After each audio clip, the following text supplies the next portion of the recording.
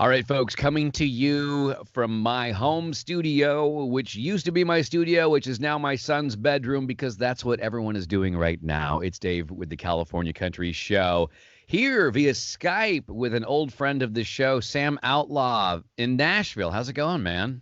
Hey Dave, I'm good. I'm getting by like everybody else, I guess, but I'm doing relatively good. Well, I know that you're a busy guy, and I know the last time we were talking, you were embarking on a big European tour. And Yes. now that everyone's grounded, I mean, what seems to be what you're working on now, I guess, musically speaking? Well, I'm really lucky in that I wasn't out in the middle of a big tour. I've been working on a record, kind of somewhat chipping away at it for the last couple of years, frankly, and then getting really more focused on it in the last few months.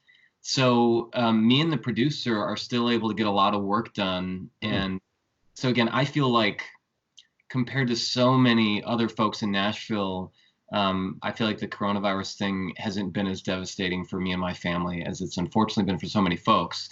So I kind of oscillate back and forth between just trying to stay focused and stay busy and do what I need to do to finish my record, and then also just at times feeling sort of like really just this almost like a strange sense of guilt, because it's like I'm still able to kind of sustain the life that I need to while making this record. And again, I wasn't like financially like devastated by this thing like so many people were. So Yeah, that's going to be really tough for a lot of us. I know, for me and my guys, we're pretty much live performers who play and tour around or things like that. And of course, now the calendar's open, yeah. and you've got something you can work on now. Plus, with royalties and residuals, I mean, those can continue to come in, Yeah.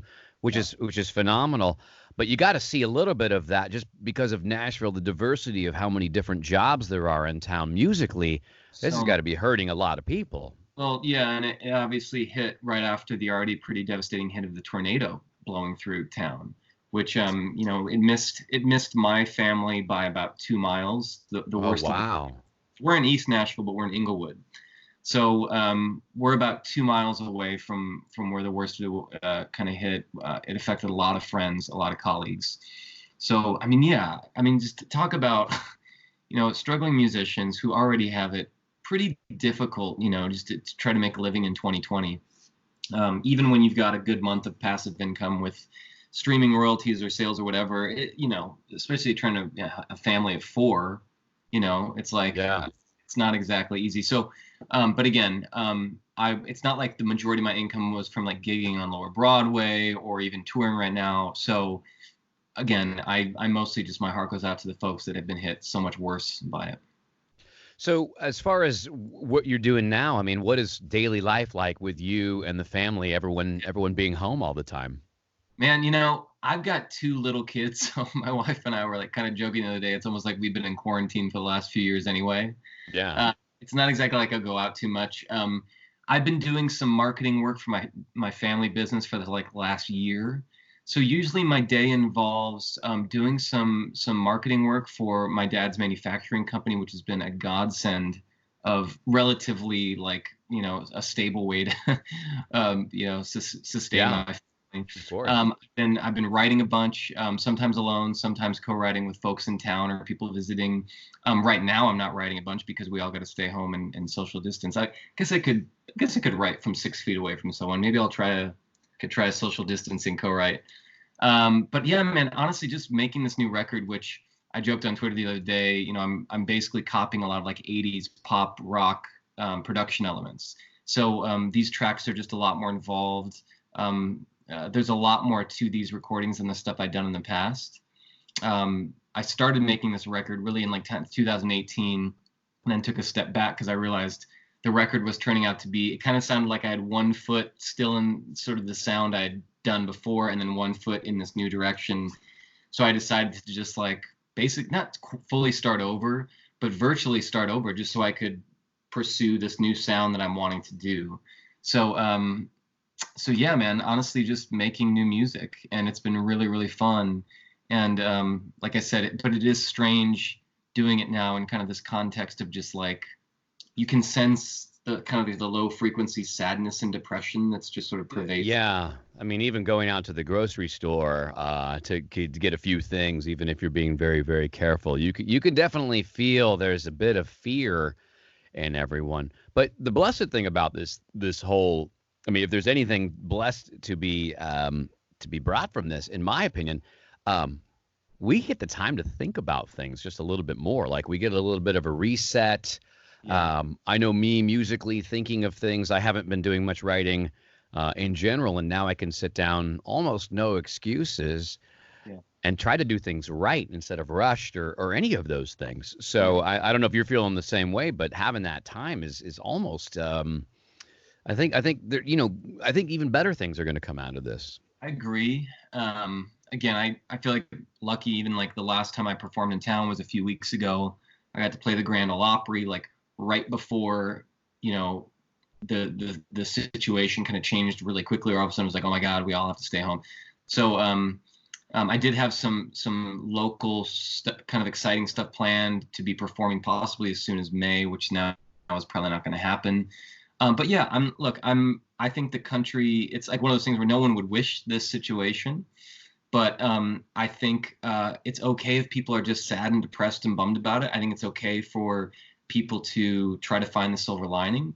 I think it's okay for some people to be even more effective in this time and to maybe help their, I feel like I've kind of, probably like you, I kind of like, it's a bit of a roller coaster. Like you were saying that the other day, it was like all of a sudden it kind of hits you almost like, okay. Yeah, I was sharing that. It's just yesterday, I got done with all these projects that I had been basically keeping myself busy with, to avoid, not to, to avoid going out, but also to fill that void of like being around people. I just kind of kept the projects going and sharing them online. And then I got done and I had a moment of just like, what now? I feel like everyone's going through that. Like, what am I going to do right now to fill this time? My wife and I, we did about 2 straight days of landscaping, but then like you said, okay, now it's done. The yard's done. So what do we reorganize the bonus room? Like what but I got a greenhouse full of seedlings coming up. So, I have something to do after this, plant those. So, but yeah, it's rough. We had a vacation, a big, finally we're going to, all of me, like my brothers and sisters and everyone's kids and stuff together for a family vacation. A trip planned to Florida, which we canceled. So that kind of stuff's a bummer. I'm, fingers crossed. I'm still hoping that I can make the family reunion in South Dakota in June, and then I was planning on taking my whole family on a trip out to California in July. So I give myself to look forward to, while also sort of reserving this little space in my heart and head for that being potentially more disappointment. But yeah, man, honestly, I'm probably, it sounds like I'm a little bit like you in that. I tend to find value. I value myself when I'm creating, when I'm doing, when I'm producing, when I'm making, certainly when I'm earning money. So right now is not the easiest time for someone with my personality. And it has been a challenge. I've been learning about, I don't know if you know what the Enneagram is, but it's kind of this personality way of categorizing different personalities. And that has kind of given me some insight into my personality type. And I've been trying to sort of glean some of those insights right now, because there's like, honestly, there's just so many potential ways of someone with my personality of really handling this situation poorly. So I'm trying to, I'm trying to make the most of it. I'm trying to go easy on myself. If are we allowed to swear? Are we allowed to swear in here? I don't even know. Are we allowed to say bad words? No, you can say whatever you want. This is online. I mean, if it's radio, if I use the part for radio, we'll cut it out. But yeah. Well, I'm going to say when I have a shitty day. I follow you on Twitter, Sam Outlaw. I know what you do. And that's another thing too, is like I want to, my social media personality tends to be a little more on the like sardonic side and a little more like dark humor. But right now, like inserting that personality into this sort of the universe feels just too much, so I'm almost finding myself tending to just not post too much on social media, except when I can do something that's like, I just posted a photo of me and my son together. I've got some family and friends, folks that deal with chronic anxiety and depression, who especially right now are being hit with a tough season. I look for opportunities to try to, I guess, cheer people up a little bit with, a photo of the family or whatever. But yeah, man, I don't know what I'm doing. I'm figuring, taking it day by day. I mean, it's wide open right now. I don't know if any of us know what we're doing, but I do appreciate that. I know the people do, spreading whatever bit of positivity you can. Like with this interview series, I'm just trying to remind people that we're all stuck in our homes together, and we all have something great planned, when we get out of here. So, And honestly, it's a really convenient, nice way to talk to someone. I wish I could just do this more often when I'm doing try to press. get- This would be a more enjoyable way to do it from the comfort of my own home. Well, that's the thing. I've been saying that I interviewed CJ Solar when he was talking about, more. I spend more time at home doing my videos. I'm like, you've been doing that from the beginning. I can't believe a lot of us artists have not been doing that. Like this could change. In fact, are you planning to do any live, Skype, Facebook Live or anything like that in your? My manager asked me that the other day, and my joke was like, no, I'm not. Like if he's like, well, I think maybe some of your fans would be, encouraged and comforted to hear your music. And I, again, was kind of joking. I was like, cool, well, they can just put on my music and listen, listen Right. to it. But no, so yesterday, just because I never tried it, my cat was taking a nap on the floor of my living room, and the house had this kind of quiet moment, which is very rarely quiet in our home, with a almost 4-year-old boy and a 1.5-year-old boy. So I set up my phone just right in front of the sleeping cat, like the most boring possible, footage. And Yeah. I did my first ever live stream on Instagram, and it was like, people just like tuning in and being like, what is going on? This is just this stupid cat is sleeping. But most people got it. Of course, it was just a joke. But again, I have this, awful thing about my personality where I want to be like different and special. So I don't want to do the things that everyone else is doing. Yet I also do want to try to, send out love to people how I can. So I'm dipping my toes maybe into it. Maybe the next time I do a live stream, it'll be not my cat sleeping. I don't know. Well, the jury's still out. So how do people find you online so they can find more videos, cat or otherwise? Well, I'm the only Sam Outlaw singer out there that I know, so they can find me on Instagram just at Sam Outlaw, Facebook.com/Sam Outlaw. My Twitter is a little trickier. It's at the Sam Outlaw. Very tough. Yeah. Some took Sam Outlaw like 10 years ago and is like never tweeted, but I've got to work on it. So, That's yeah, okay. There's a Just Dave I think it's Twitter. There's a Just Dave on Instagram or Twitter that just never bothered to. I should write him a letter. See, somebody's like, yeah.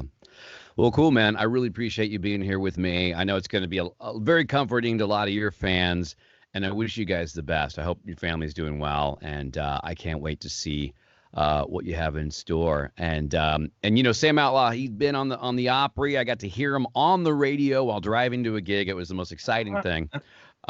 So thanks for joining me, man. I hope to have more with you for sure.